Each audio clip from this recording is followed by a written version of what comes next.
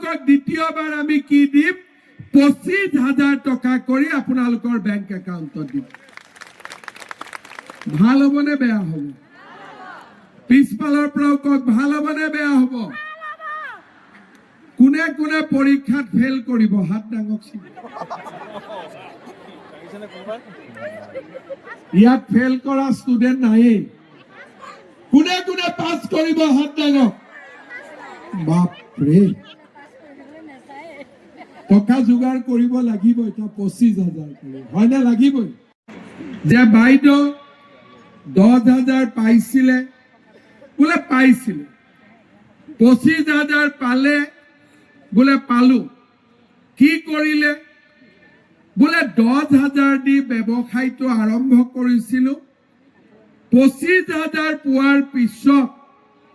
আমাৰ ব্যৱসায়টো ভাল হ'ল আমাৰো মনটো ভাল লাগিলে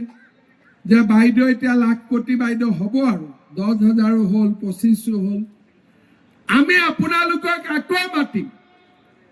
আৰু তৃতীয়বাৰ আমি আপোনালোকৰ বেংক একাউণ্টত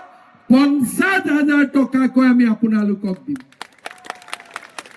ভাল হ'বনে বেয়া হ'ব আচ্ছা 50,000 লোৱা মানুহটো ইয়াত কম হ'ব মহিলা নে বেছি হ'ব কাক কাক 50,000 নালাগে হাত সবকে লাগিব লাগাবিলাকক হাত ডাঙক সব কিন্তু আজি হাত ডাঙিছে পাব লাগিব কিন্তু 50,000 লুডু গুটি দেখিছে না এনেকে খেলি খেলি আগত গুচি যায় কেতিয়াবা 99ৰ তলত নামি যায় হয় নে নহয় গতিকে আপোনালোকে 99 তো পাছ কৰিব লাগিব 100 সোমাব লাগিব আৰু মোৰটো মনত বিশ্বাস আছে ইয়াৰ মাজত আমি আপোনালোকক ট্ৰেইনিংও দিম আৰু বেলেগ বেলেগ সুবিধাও দিম যাতে আপোনালোকে পৰীক্ষাত ফেল নকৰে আমাৰ লক্ষ্য হ'ল আপোনালোকক পাছ কৰাই দিয়া যাতে 10 25 50 আপোনালোক লাখপতি বাইদেউ হ'ব পাৰে এতিয়া আপোনালোকে মোক কওক আমাৰ তিতাবৰত কিমান মহিলা ইয়াৰ ভিতৰত অৰুণোদয় আঁচনি পাইছে কিমানে পাইছে হাত ডাঙক ঠিক আছে অৰুণোদয় আঁচনি মানে কি এখন ঘৰত এটা শাহুৰেক আৰু বোৱাৰীকৰ এজনীয়ে পাব কিন্তু লাখপতিত আমি সবকে দিম কোনে কোনে অৰুণোদয় পোৱা নাই হাত ডাঙক ঠিক আছে আজি মই তিতাবৰত অৰুণোদয়ৰ কাৰণে আৰু 2,000 হিতাধিকাৰী মই দি থৈ যাম যাতে আৰু মহিলাই অৰুণোদয় পাব পাৰে আৰু যিসকলে তথাপিতো নাপাব মোক জনাব মই পোৱাৰ ব্যৱস্থা কৰি দিম খালি এখন ঘৰত এটা দুটা নহব হ'ব এতিয়া মোক কওক অৰুণোদয় পোৱা মহিলাসকলে এই মাহৰ 20 তাৰিখে কি পাব এইটো আপোনালোকক কোনে ক'লে 8,000 পাব বুলি মই ক'লো ক'ত শুনিছিলে তাৰ মানে মাহৰ 6 তাৰিখে 10 ল'ব 20 তাৰিখে আকৌ 8 ল'ব সঁচাই পাবনে মই দিলে পাব আৰু কিন্তু মই দিম বুলি ক'লে দিও নে নিদিও মই দিও বুলি ক'লে দিও নে নিদিও ঠিক আছে 10,000 পালো 8,000 পালো এতিয়া চৰকাৰৰ পৰা কোনে কোনে বিনামূলীয়াকৈ চাউল পায় হাত ডাঙক সবেই পাই আছে বঢ়িয়া 50,000 পৰিয়ালে পাই আছে এতিয়া নতুনকৈ 100 টকাত আমি 1 কেজি দালি 1 কেজি চেনি আৰু 1 কেজি নিমখ দি আছো কোনে কোনে কিনিছে হাত ডাঙক আমি কিনিছো চবে কিনিছে কিতাপৰ বহুত এডভান্স আমি দিয়া দালিখিনি বজাৰৰ দালিতকৈ বেয়া নে ভাল সঁচা কথা কব মোক বুলি এনে নকব মই বেয়া হলে আৰু ভাল কৰিব লাগিব নহয় বজাৰৰ দালিতকৈ ভাল নে বেয়া বজাৰৰ চেনিতকৈ ভাল নে বেয়া বজাৰৰ নিমখতকৈ ভাল নে বেয়া লাখপতি বাইদেউ হৈ গ'ল অৰুণোদয় হৈ গ'ল চাউল হৈ গ'ল দালি হৈ গ'ল নিমখ হৈ গ'ল চেনি হৈ গ'ল কি বাকি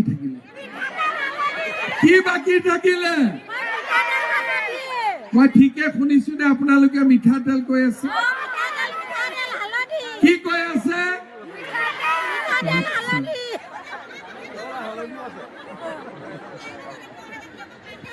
মই কৰি দি আছো এতিয়া আপোনালোকক লাগিব মিঠাতেল কিমান আধা লিটাৰ কিমান লাগিব 1 লিটাৰ বাপৰে এতিয়া আপোনালোকে এটাই মই কৈছো যে মিঠাতেল দালি চেনি নিমখ এইখিনি যদি আমি 100 টকাটো দিব নালাগে বিনা পইচাত পাই যাও কেনেকুৱা হ'ব ইমান লাহেকৈ কৈছে কিমান ভাল হ'ব বহুত ভাল হ'ব কিন্তু এইটো কাৰণে কি কৰিব লাগিব এইটো কাৰণে এবাৰ তিতাবৰত বিজেপিক ভোট দিব লাগিব দিব নে নিদিব বঢ়িয়া তেতিয়াহ'লে দালিও ফ্ৰী হৈ গ'ল নিমখো ফ্ৰী তেলো ফ্ৰী আৰু চেনিও ফ্ৰী হ'ব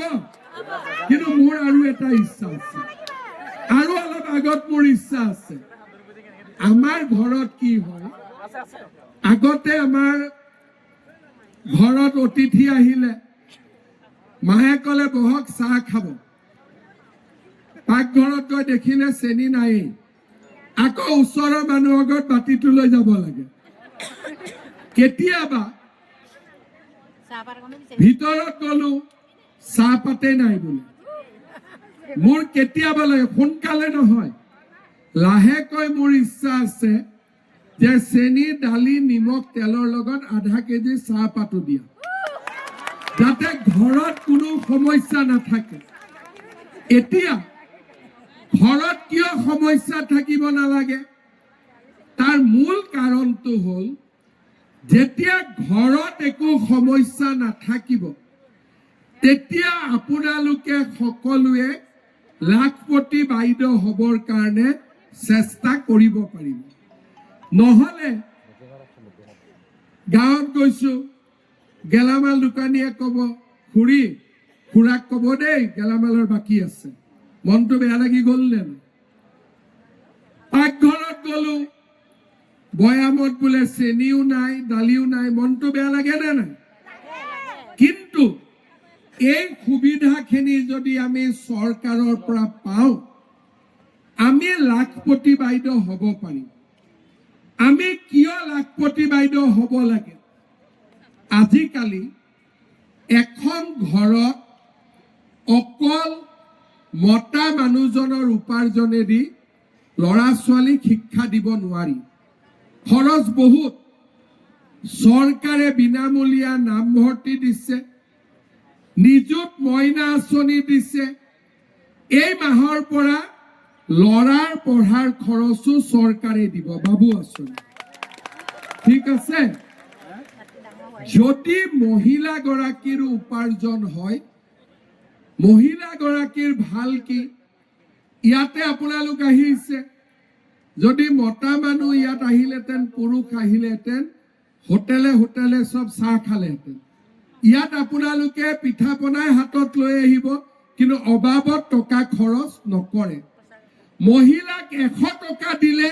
ঘৰত 100 টকাই গৈ পায় তাত আৰু 70 টকা নহয় এইটো হল আমাৰ মহিলাৰ গুণ সেই কাৰণে মোৰ লক্ষ্য যে আমাৰ যদি মহিলাসকলৰ হাতত টকা থাকে মহিলাই টকা সদায় ল'ৰা ছোৱালীৰ পঢ়া শুনাৰ কামতে খৰচ কৰিব আৰু মই বহুত দূৰলৈকে ভাবি যে মহিলাৰ ওপৰত ঘৰত কোনো স্বামীয়ে বেয়াকৈ নকওক, বাহিৰত বেয়াকৈ নকওক, মহিলাৰ বিৰুদ্ধে অপৰাধ নহওক, মহিলাই ঘৰখনৰ উপাৰ্জনত সহায় কৰক আৰু মহিলাসকলে নিজৰ ল'ৰা ছোৱালীক শিক্ষিত কৰক। এই কথাবোৰ যদি আমি অসমত 15 বছৰ 20 বছৰ আগৰ পৰাই চিন্তা কৰিলোহেঁতেন, আমাৰ অসমখন বহুত আগবাঢ়ি